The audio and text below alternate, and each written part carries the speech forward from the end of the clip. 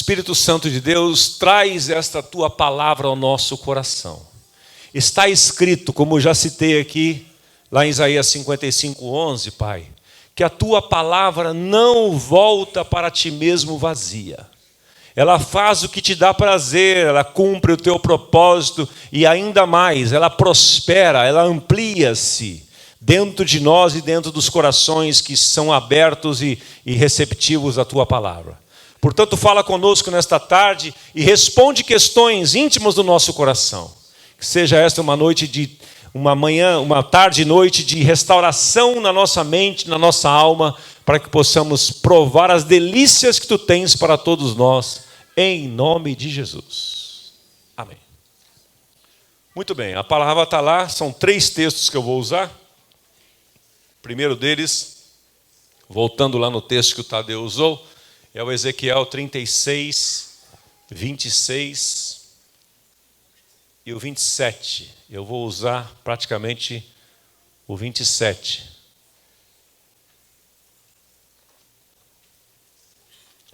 A promessa de Deus, no verso 26, é essa, né? Darei a vocês um coração novo, e porei em vocês um espírito novo. Tirarei de vocês o coração de pedra e lhes darei um coração de carne. Porei o meu espírito em vocês e os levarei a agirem segundo os meus decretos e a obedecerem fielmente as minhas leis. Vocês habitarão na terra que dei aos seus antepassados. Vocês serão o meu povo e eu serei o seu Deus. Então, quando o Tadeu ministrou aqui, ele falou sobre novo nascimento, sobre coração novo. Porque com um coração de pedra, com um coração insensível, com um coração incrédulo, nós não podemos alcançar nada de Deus. Então, a obra da cruz, a regeneração, vem para nos resgatar, vem para trocar este coração. Dar a nós um coração novo, dar a nós um coração sensível a Deus. Coração também é sinônimo aí de natureza, dar a nós uma natureza nova. Porque sem natureza nova não adianta a educação. A educação não muda a natureza. O que muda a natureza é o poder da palavra, é o poder do Evangelho. Todos nós nascemos com uma natureza má e perversa. Todos nós. As crianças mais lindas que nascem neste mundo, seus filhos, os meus filhos, eles nascem com uma natureza desobediente, egoísta. Eles nascem, uma das primeiras palavras que eles falam é meu. Eles são agressivos. Você não precisa ensinar uma criança a mentir. Ou matricular na escolinha ali, tem uma escolinha ali que ensina a mentir.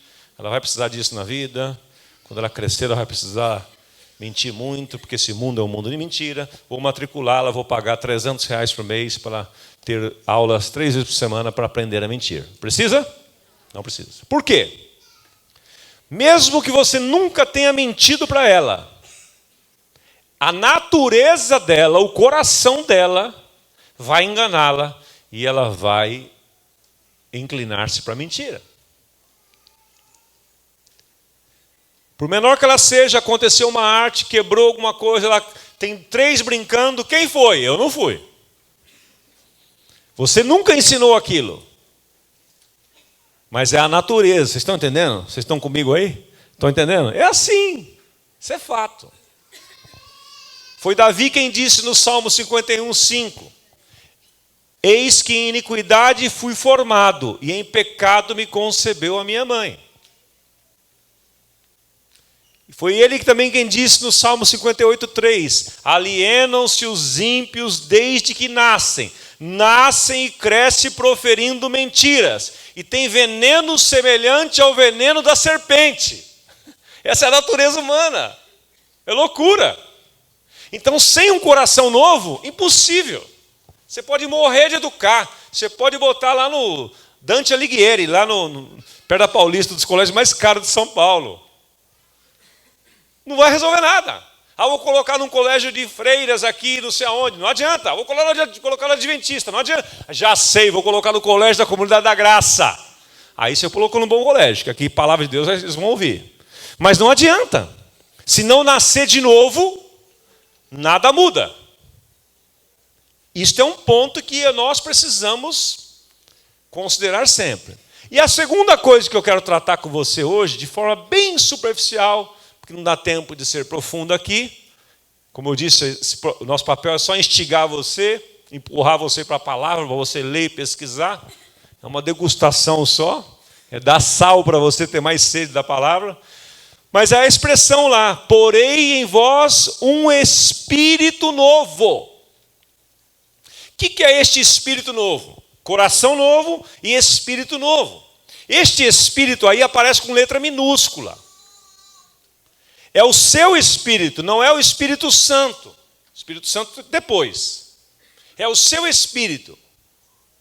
O que é o espírito? Neste caso aí, esta palavra aparece no hebraico como sendo ruá, como sendo parecido com o Espírito de Deus, mas não é o Espírito de Deus, é um sinônimo. É o espírito que tem a ver com a nossa mente, a nossa alma.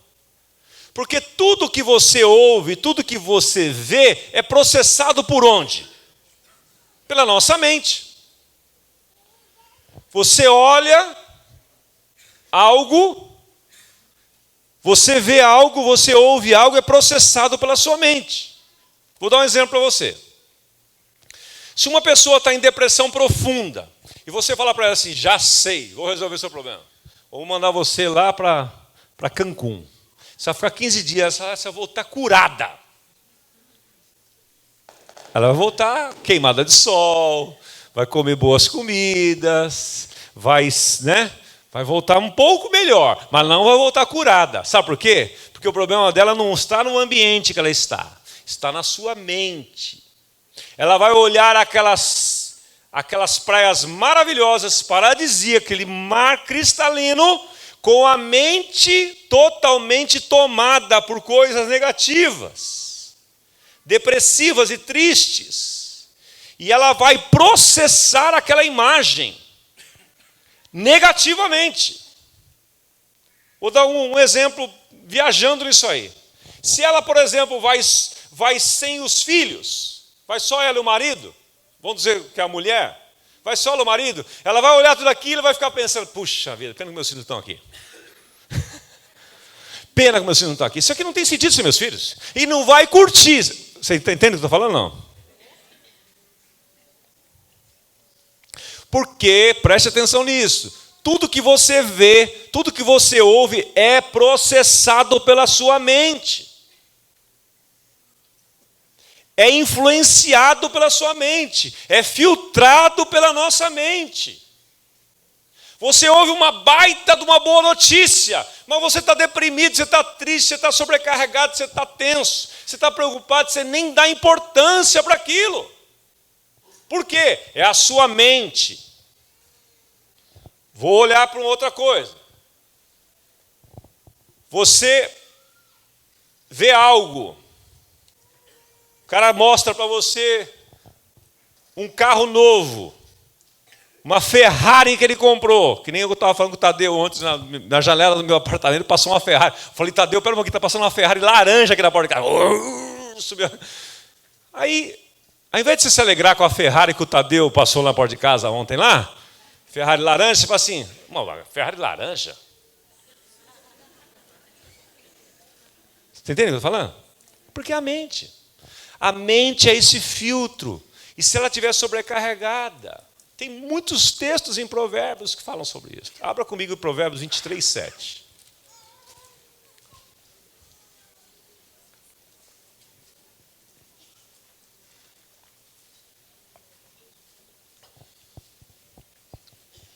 Provérbios 23, 7.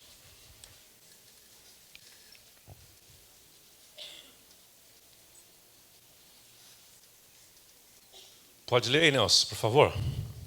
Lê que eu replico aqui. Vou ler aqui, vem aqui.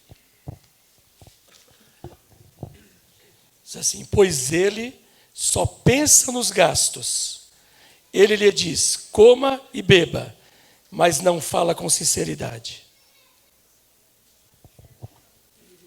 NVI. Mas a outra diz assim: como ele imagina na sua alma, assim ele é.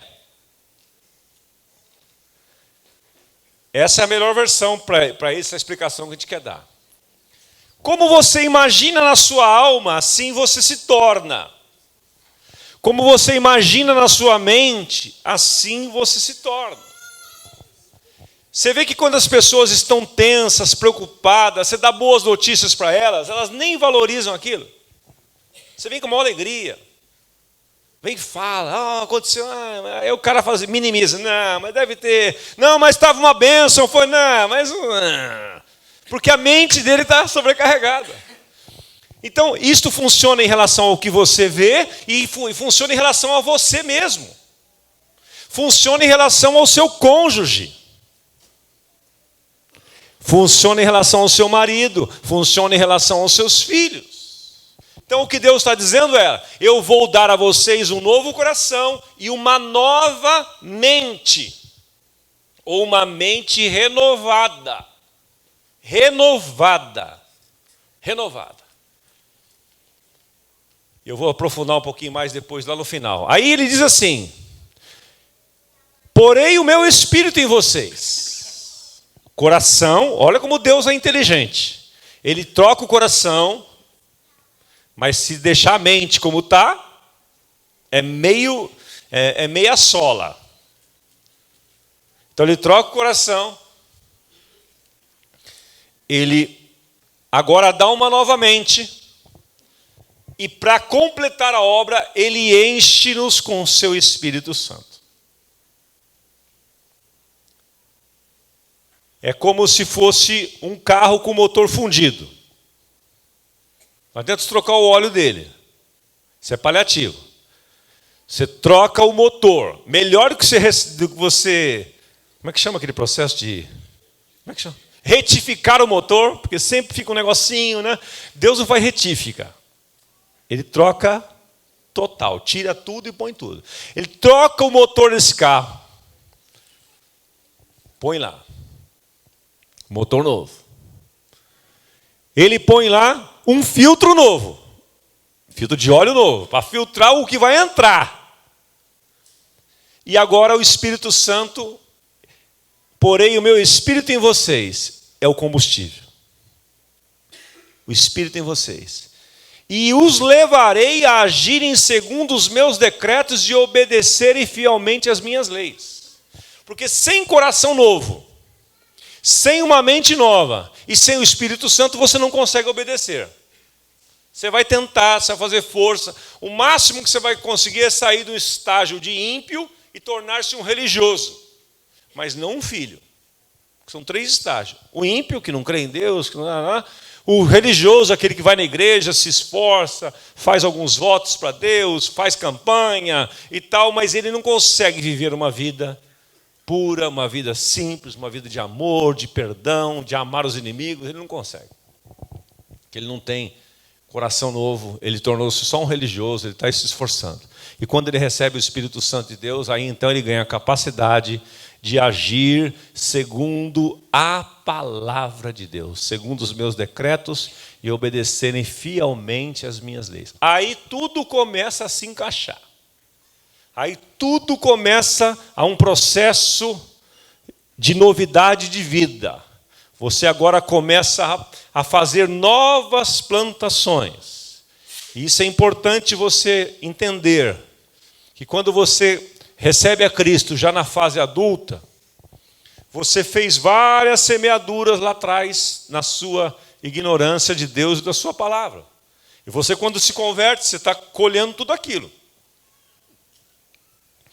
Até quando você se converte, tem uma experiência com Deus, participa do Vida Vitoriosa, é batizado nas águas, ainda a colheita está vindo, concorda? É uma lei natural.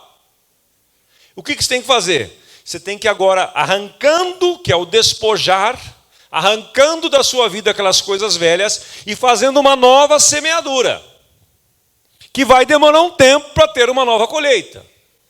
Eu, por exemplo, tive uma experiência com Cristo aos 22 anos. Até então eu tinha feito um monte de semeadura errada. E eu fui colhendo. Mas a partir dali eu comecei a cavar a minha própria vida e lançar novas sementes dentro de mim. E hoje, passado alguns anos, eu colho o que eu semeei agora em Cristo. Aquela colheita antiga acabou. Eu tenho uma nova colheita. Então é assim que funciona a vida. É assim que funciona a vida natural, é assim que funciona a vida espiritual também. E é isso que Deus quer que nós entendamos. O segundo texto, que é o Romanos 12, que eu quero mostrar para você também, a versão da Bíblia Mensagem, Romanos 12, 1 e 2, mas eu separei aí só o 2, porque ele era meio longo, eu deixei só o 2 e fugi do 1 aí. Então é Romanos 12, 2.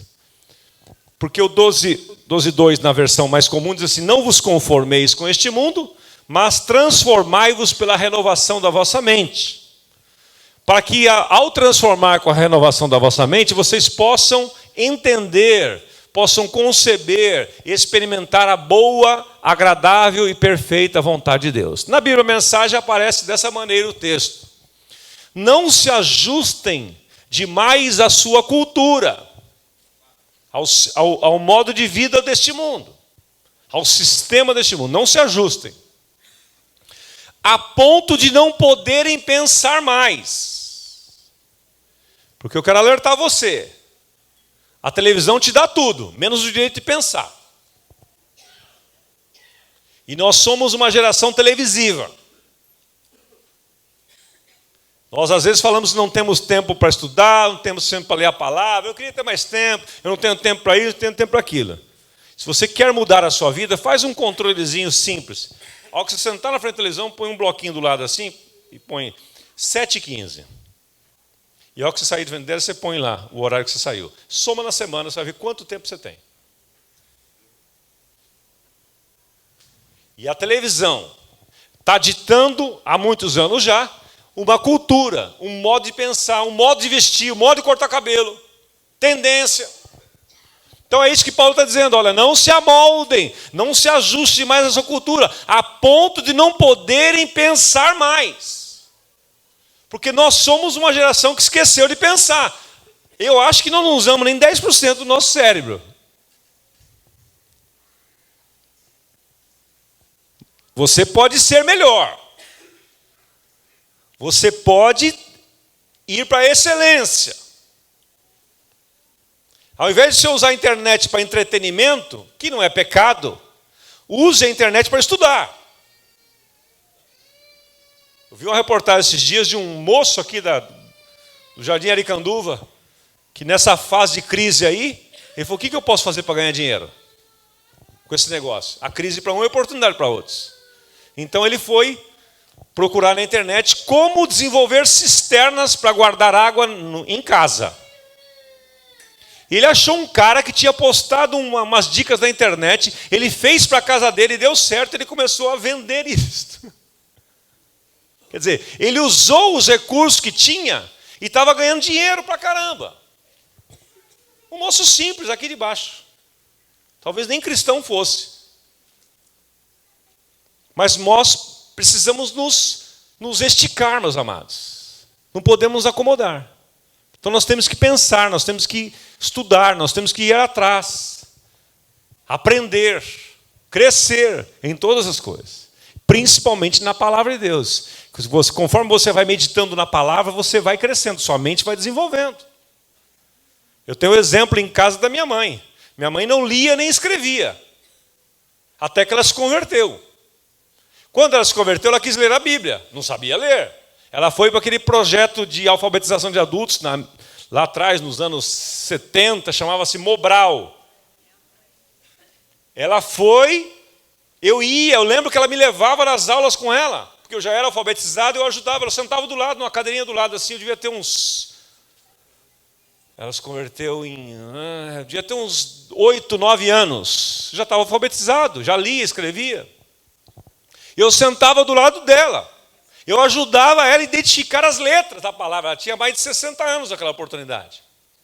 E ela aprendeu a ler e aprendeu a escrever, porque ela queria ler a palavra. E minha mãe conhecia muito a Bíblia, mais que eu.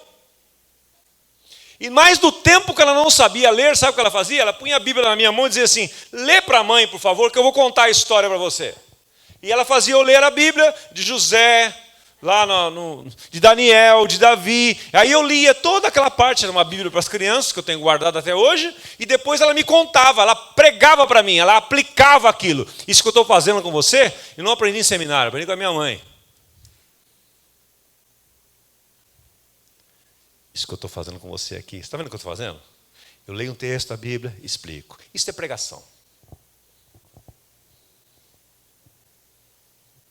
Eu aprendi lá em Assis, interior de São Paulo. Lá na Avenida Marechal Deodoro, número 502. Com a minha mãe. Ela fazia exatamente isso comigo. Não aprendi a pregar em seminário. Aprimorei, vi muitos pregadores, ando do lado do pastor Carlos Alberto há muitos anos, do Antônio, do Ademar e tal, muitos. Mas lá foi lá. Aquilo que nós profetizamos ali, filhos e discípulos, foi a dona Olímpia da Silva Dias que fez comigo. Portanto, mãe, portanto, pai, não espere que os instrutores da escola dominical aqui do Ministério com Crianças ensinem seus filhos. Aqui é de novo degustação, é instigar, é lá em casa. Você ensina a palavra e arrasta com o seu exemplo. Porque o ensino informa, mas o exemplo arrasta. E eu sou o que sou, tenho o que tenho, vou chegar onde eu vou chegar por causa da minha mãe. E meu pai não era cristão. Meu pai desconstruía. Ele tentava desconstruir, com um péssimo exemplo, com palavras torpes, com um monte de coisa, mas a palavra de Deus não volta vazia, eu estou aqui. Eu só lembro a minha mãe cantando: eu e minha casa serviremos ao Senhor, eu e minha casa serviremos ao Senhor, haja o que houver, lavando roupa e cantando, ela profetizando a promessa de Deus. Então, vamos exercitar nossa mente, cutuca a pessoa do seu lado, vamos, fala para ele, vamos, cutuca ele, vamos ou não vamos? Vamos, sem comodismo.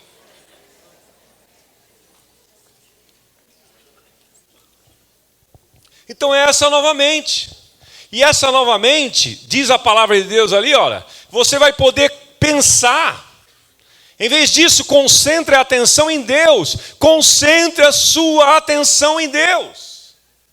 E o que vai acontecer com você? Leia ali, por favor, em roxo ali, ó. Vocês...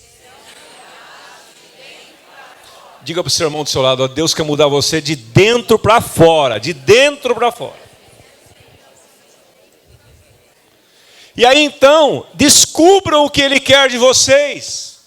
Tratem de atendê-lo. Diferentemente da cultura dominante, que sempre os arrasta para baixo, ao nível da imaturidade, da idiotice,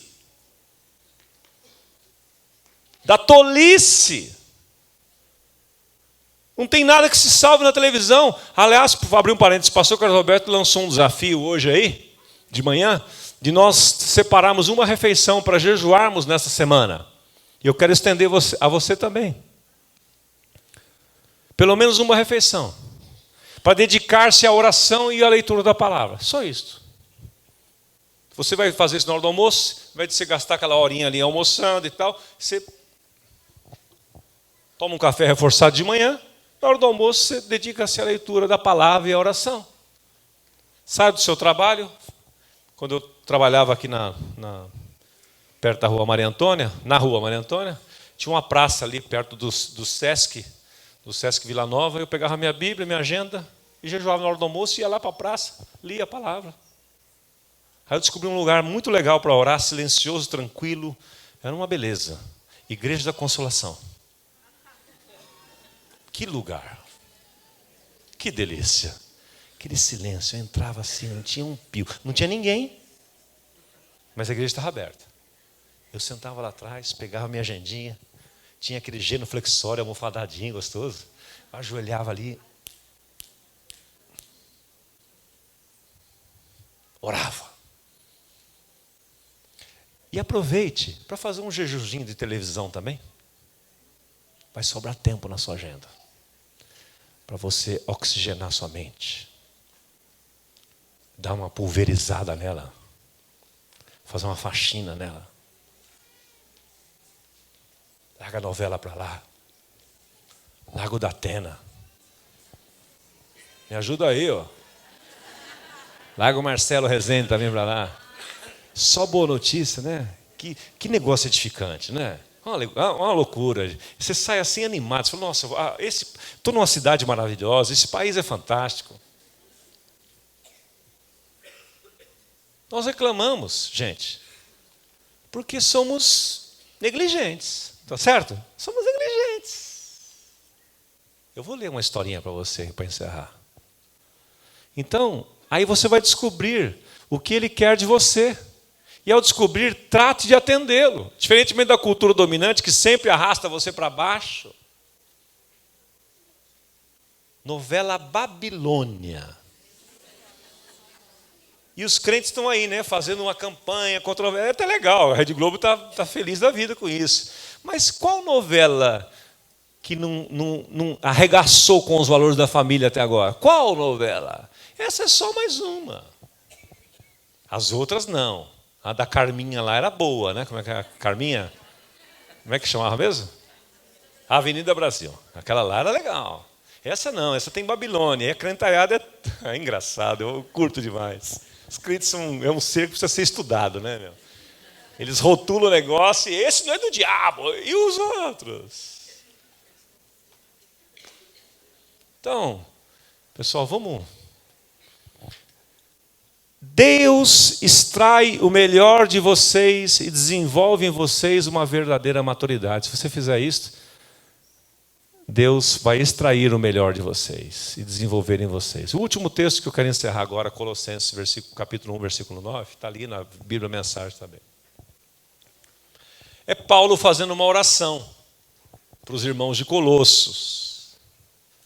Ele faz uma oração, eu tenho feito essa oração por mim mesmo e tenho me colocado como herdeiro desta oração. Porque eu aprendi com Wesley Dowell, autor do livro A Oração Poderosa que Prevalece,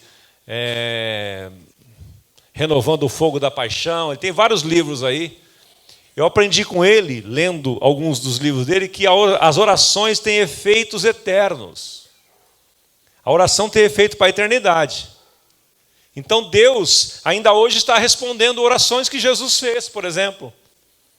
Para guardar-nos das tentações, Jesus orou por nós. Deus está respondendo ao longo dos anos a oração que Abacuque fez. Aviva a tua obra, Senhor, no meio dos anos, e no meio dos anos a santifica. Deus está respondendo essa oração. Então, se Paulo fez essa oração para a igreja de Colossos, que é um modelo de igreja para nós, e um modelo de oração para nós, eu tenho feito o seguinte, eu tenho me colocado debaixo dessa oração do apóstolo. Olha o que ele orou.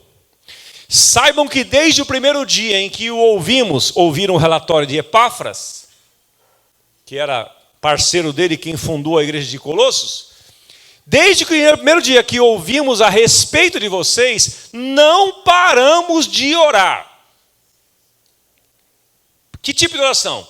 Pedindo que Deus dê a vocês, vamos ler juntos ali, por favor? Deus dê a vocês uma mente sábia e espiritual. Diga, eu recebo.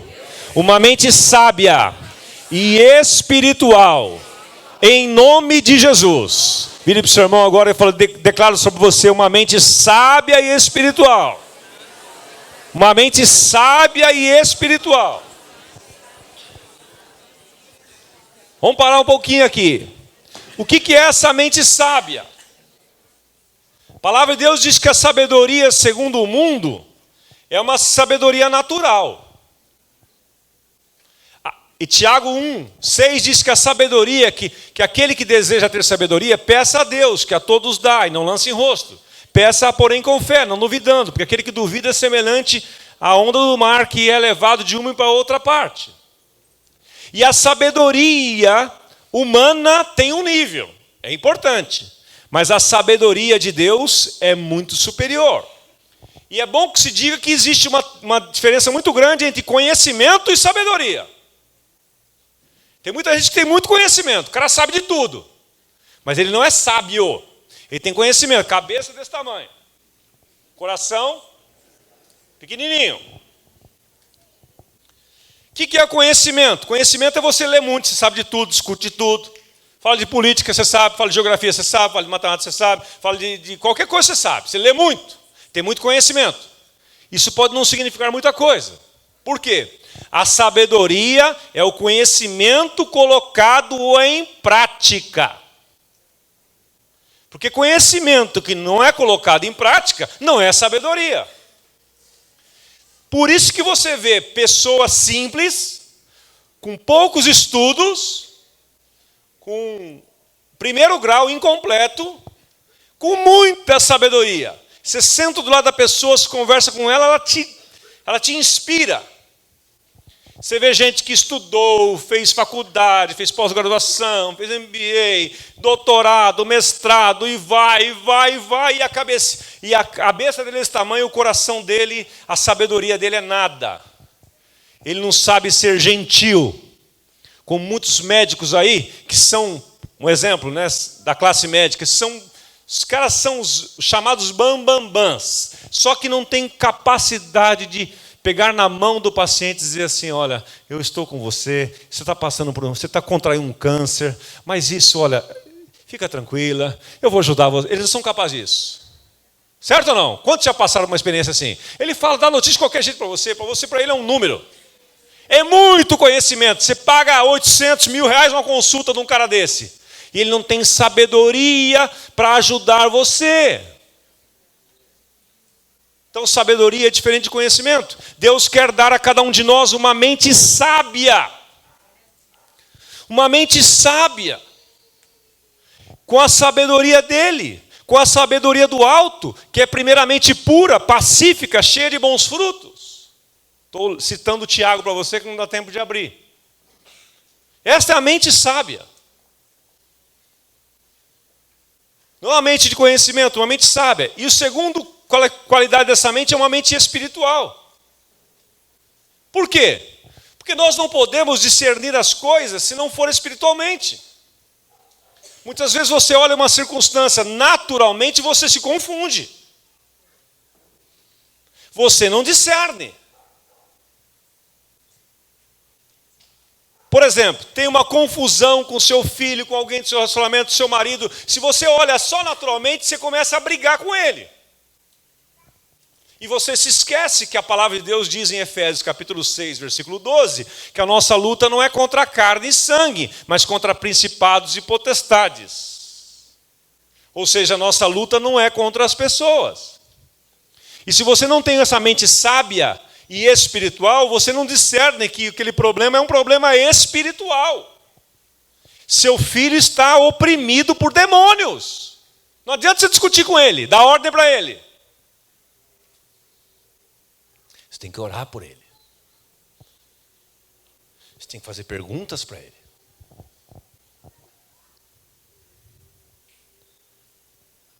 Está muito agressivo, muito desobediente? Vive no ambiente cristão, da sua casa, com você na comunidade? Faça a seguinte pergunta para ele. Filho, como é que está o seu tempo com Deus, hein? Estou vendo que você não está muito, está muito tenso. Não é possível que você tenha essa tensão toda e o seu tempo com Deus esteja correto. Você vai descobrir que não tem. Isso vale para filho, vale para marido, vale para esposa, vale para os liderados do G100, vale para o líder do G100, que você vê o líder meio tenso, fala para esse amigão, como é que está seu tempo com Deus? Estou vendo que você está muito tenso aí, cara. O negócio é fazer a coisa sem fazer força, amigão. Então você tem que discernir, que se você não discernir isto, você vai para lutas e embates naturais, fazer queda de braço e você não vai conseguir nada. Você vai criar mais problema do que já existe. Então Paulo ora para que nós tenhamos uma mente sábia e espiritual. Para quê? Para adquirirmos uma compreensão perfeita de como Deus trabalha. Voltando de trás para frente o versículo. Para você acompanhar, discernir a maneira perfeita como Deus está trabalhando na pessoa, nas circunstâncias, você precisa de uma mente espiritual e sábia. Porque com uma mente natural você não vai descobrir. Você não vai entender os caminhos de Deus. Porque Isaías 55:8 diz assim: os meus caminhos são mais altos que os vossos caminhos. Os meus pensamentos são mais altos que os vossos pensamentos. Assim como a chuva cai do céu e para lá não torna, assim será a palavra que sair da minha boca. Mas o que eu quero destacar aqui é: os caminhos de Deus são diferentes. E como é que eu vou discernir isso para não ficar ansioso? Você está fazendo um negócio, a compra de um imóvel, por exemplo. Batalhou, pesquisou e foi e tal. Aí o negócio estava para fechar e não fechou. Aí o mundo desmorona, você fica deprimido, chora e tal. Deus não me ouve, blá, blá, blá, blá, blá. Fica em crise o casamento, fica azedo, não quer vir na igreja, não quer ir no G100. Não... Aí só para todo mundo, né? Acho que a igreja que eu estou que é fraca, eu vou lá para a igreja X fazer a campanha do lenço ungido, paga só R$1.000, é barato, milão, paga lá o lenço ungido, que o Benihim pôs a mão e tal, põe na minha cabeça, é o espírito não sei das quantas que entra e sai, aí você fica maluco. Mas se você parar, se você tiver essa mente sábia e mente espiritual, você vai orar, falar: Pai, qual é a lição que eu devo extrair daqui? E na hora o Espírito Santo vai dar discernimento para você e vai trazer paz no seu coração. E você vai discernir e vai descansar. Quantos entendem o que eu estou falando aqui? É isso que Deus quer para você. Para encerrar, vou ler para você um trecho do livro do David Gibbons Shallots, que está na nossa livraria à sua disposição. Você tem que ler esse livro. Meu filho acabou essa semana de lê-lo. Eu estou no 3º capítulo, eu não consigo, eu vou bem devagarzinho, degustando e tal, mas jovem quer pegar e matar, né? Ele leu em 2 dias o livro. Falou: pai, que livro é esse? Eu falei: filho, é isso? Então é diferente. Você vai concluir comigo que é uma coisa diferente. É uma coisa de experiência com Deus, é esta mente espiritual aí que eu estou falando para você. Olha só, para encerrar aqui. Próxima ao litoral da cidade do Cabo, na África do Sul, numa penitenciária desativada chamada Ilha Robin, se coloca entre as montanhas e o mar. Essa é a prisão que um dia abrigou o ativista que se opunha ao apartheid, Nelson Mandela. Ainda na época em que a prisão estava ativa, a maioria dos internos era composta de jovens e negros, ou mulatos, tipicamente mestiços ou de ascendência indiana. Os guardas eram jovens e brancos. Para manter os internos ocupados durante longas horas de cativeiro, os guardas ordenavam que transportassem cascalho de um buraco no chão para outro. Um buraco lá, outro aqui. Não tinha nada que fazer. Vocês vão transportar esses cascalhos daqui para lá. Acabava, acabou, encheu. Então agora você traz de lá para cá de novo.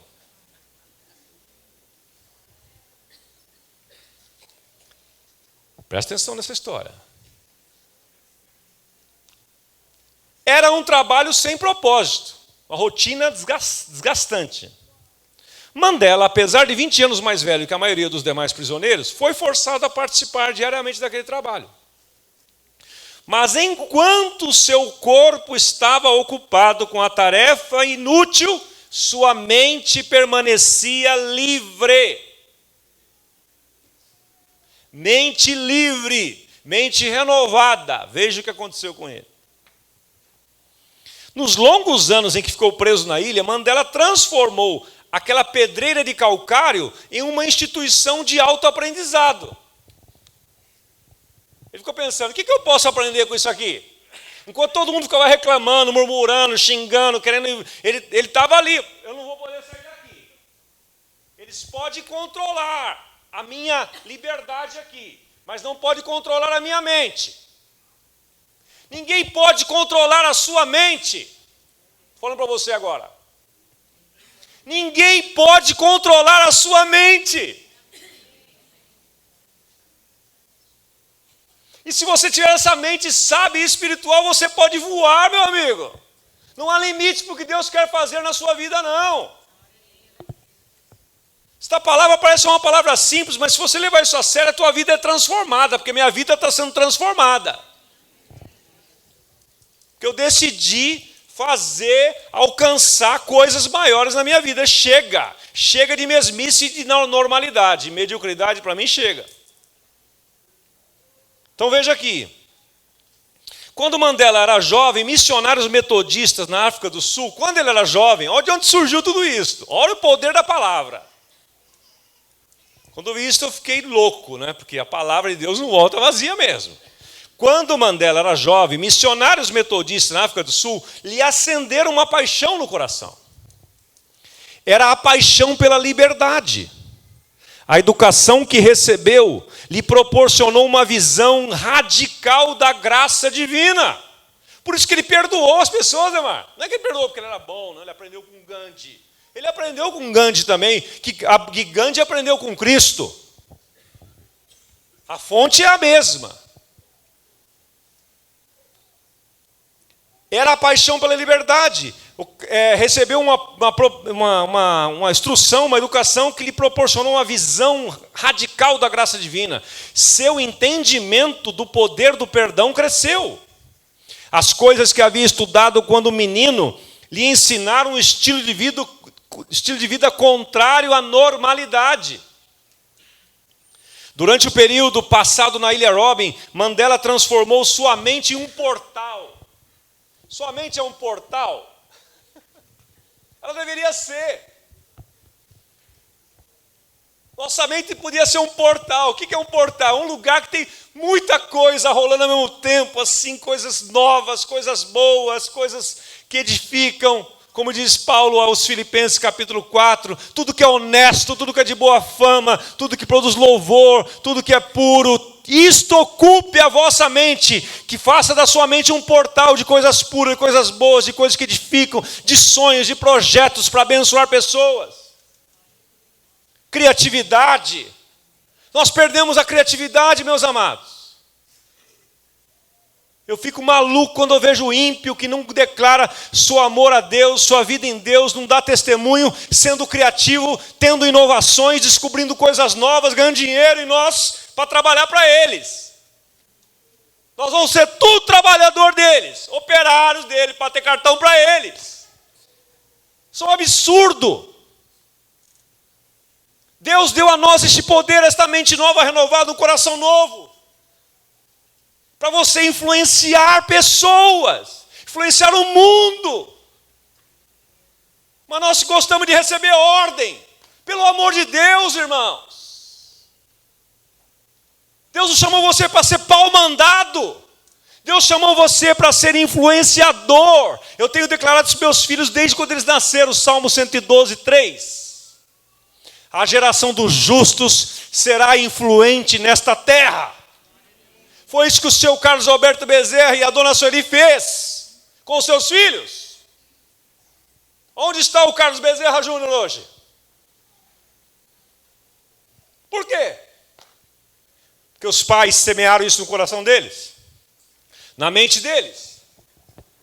Isso não é porque eles são especiais. Você é especial para Deus. O que você não pode ser é acomodado. Ah, mas não tem estudo. Não é desculpa. Bill Gates não tem universidade. Bill Gates não se formou. Pulava o muro, não fazia, matava a aula. Mas ele fez da mente dele um portal. Ele começou a pensar. O nosso outro inspirador também, parceiro dele, o da Apple lá, como é que chama ele? Steve Jobs é outro. Voou. Não tinha, até onde eu sei, não tinha o Espírito Santo de Deus como você tem. Então, meus amados, vamos acordar para a vida. Por favor. A mente desse ativista era toda uma região na qual ele poderia explorar ideias revolucionárias. Essa liberdade mental não apenas o ajudou a manter a sanidade por trás das grossas placas de concreto cinzento. Ele começou a pensar lá dentro, Pascoal, e sonhar. Quando eu sair daqui, eu vou virar esse país de ponta cabeça. Vou aproveitar o tempo que eu estou aqui, vou me preparar para isso. Foi isso que ele fez. Não ficou lamentando, feito hard lip, né, daquele desenho animado. Ó vida, ó céus, o azar, não tem oportunidade, o culpado é a Dilma, o culpado é o Geraldo Alckmin, o culpado é o Osmar. Não ficou fazendo isso. Ela o ajudou a criar beleza em meio ao confinamento, a sua mente, sua liberdade mental. Enquanto transportava aquelas pás de cascalho, Mandela e o seu grupo frequentavam a escola. Ele encontrou ali e falou, isso aqui é uma escola para mim. Vou aproveitar e aprender o máximo com isso aqui. Maravilhoso. Compartilhava as coisas que havia aprendido em sua educação missionária. Ele sentava com os presos e ia compartilhando. Já ia treinando ali, ó. Foi treinamento para ele aquilo. Compartilhava o que ele aprendeu com Shakespeare, com as escrituras, com os grandes poetas e filósofos. E o que conhecia da visão de Jesus, de Gandhi, sobre a reconciliação. A ilha se tornou a Universidade da Ilha Robin. Mandela preparou discursos secretos que visavam ensinar os prisioneiros a necessidade que tinham uns dos outros. Ensinou-lhes que as coisas em comum que possuíam eram mais numerosas que as diferenças que os dividiam. Mostrou-lhes que, embora o corpo deles pudesse ser controlado e maltratado por outras pessoas, a mente deles não podia ser atingida.